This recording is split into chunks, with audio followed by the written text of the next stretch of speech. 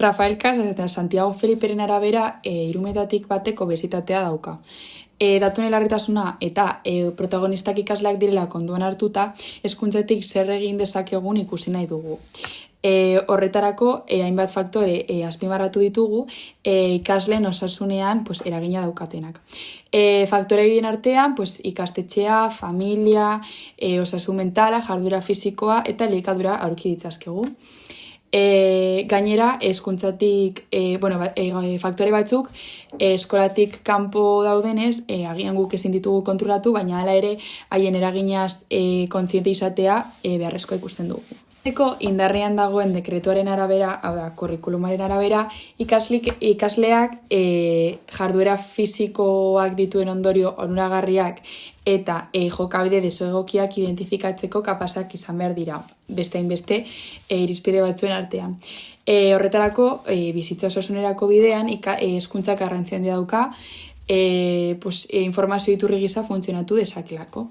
Adibidez, fruta bezalako ekimenak egin daitezke, elikaduraren inguruak ikasleak ohartarazteko, eta gainera, jarduera fisikoari bere biziko garrantzia eman behar zaio, ikasleek jarduera fisikoaren garrantzia ikusteko. Familia ikasleen osasunean eragina duen faktore bat da, horregatik hezkuntza komunitatean familiaren inplikazioa garrantzitsua izango da, haiek direlako eskolatik kanpo ikasleen ohitura eta elikadura kontrolatzen dituztenak. Sales eta Lehen arabera, familiaren sostenguak, ohitura osasuntsuak eta osasun mentalen arazoen prebentzioan garrantzitsua izaten da. Gainera, familia komunikazio irekia eta maitasunezkoa sustatu behar du, limiteak eta arauak ezarriz eta kideen arteko euskarri emozionala sustatuz. Hala ere, familia batzuk baliabide sozioekonomikoen ondorioz ezin dituzte ikasleak eskolaz kanpoko ekintzetara apuntatu edo dieta kontrolatu eta osasuntsu bat jarraitu, presio altuak direla eta. Horregatik, kasu honetan, eskolak funtsezkoa izango da, ikasleen ohitura osasungarri horiek bermatzeko eta heziketa fisiko irakasgaiaren bitartez jarduera fisikoa lantzeko. Elikadurari dagokionez, gure helburu nagusia edo haurrek kontzientzia hartzea izango da. Zeren kontzientzia?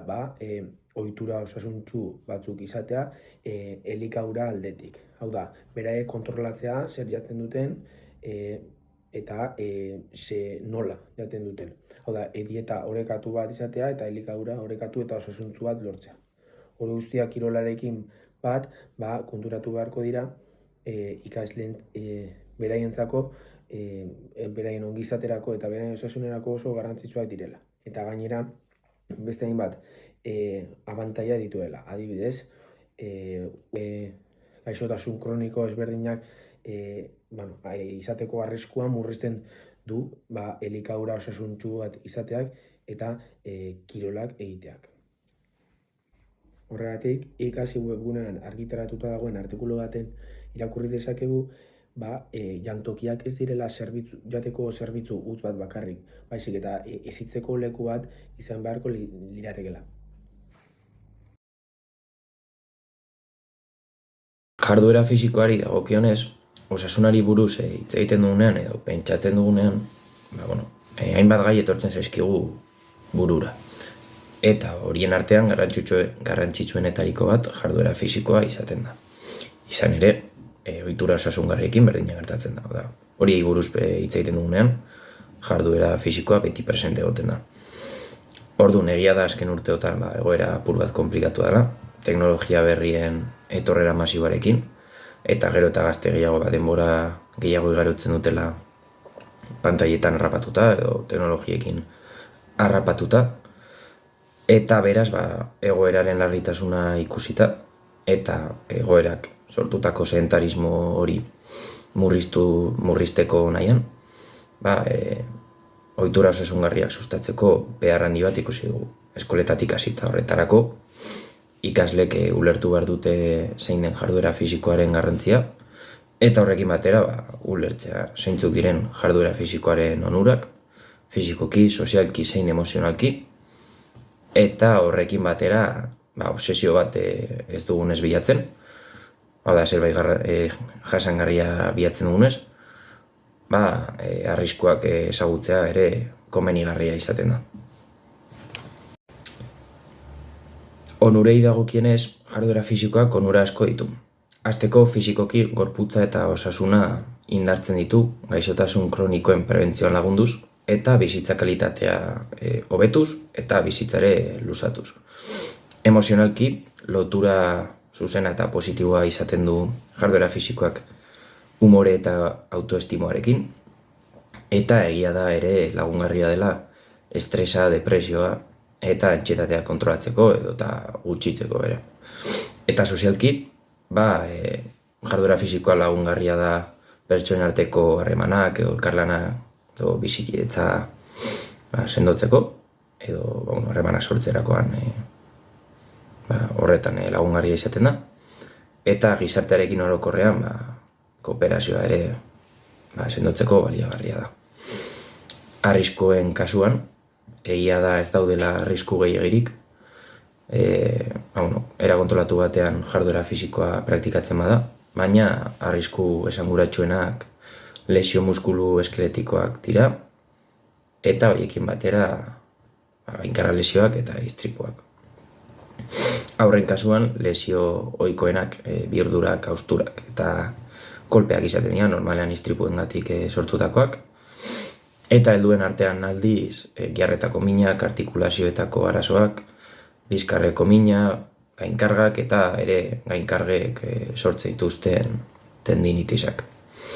Baina, lehen esan bezala, oinarrizko segurtasun maila bat aplikatzen bada eta progresio egoki bat jarraitzen baldin bada, arrisku hauek nahiko murriztu daitezke.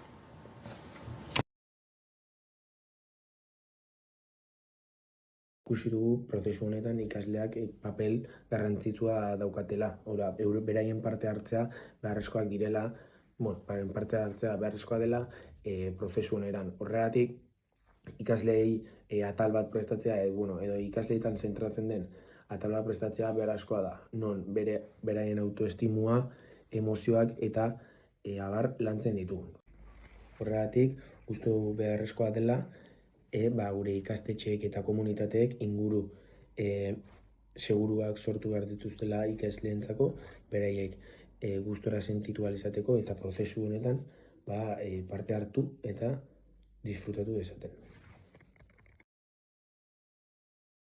Osasun mentalaren inguruan hitz egiteko jarduera fisikoak duen garrantzia azpimarratu nahi dugu. Caballero eta Hoyosen arabera, jarduera fisikoa egiteak osasun mentala hobea izatea eragiten du. Funtzio kognitiboak mantendu eta lantzen direlako horren bitartez. Gainera, bizi kalitate hobea izatea eragiten du ongizate emozionala eta psikologikoa lantzen direlako eta horren ondorioz indartzen dira.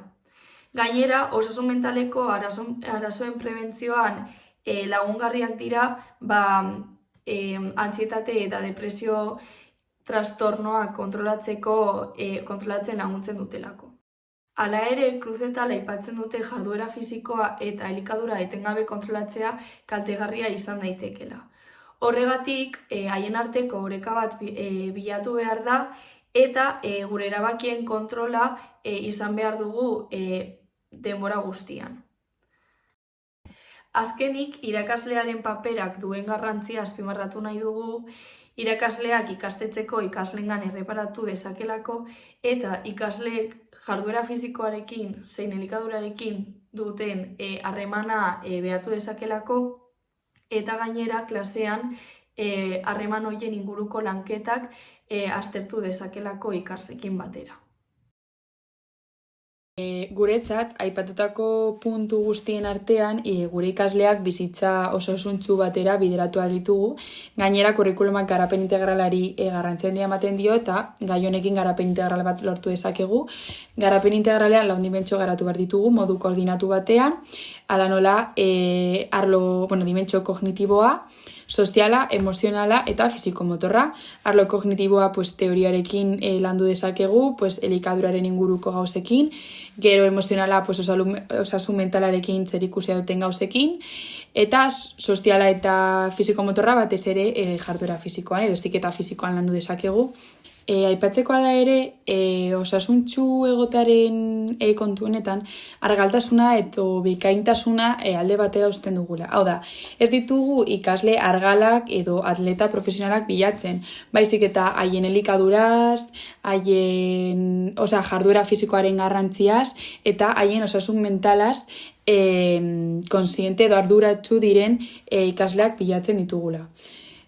Hau izan da dena, espero dugu gustatu izana eta eskerrik asko.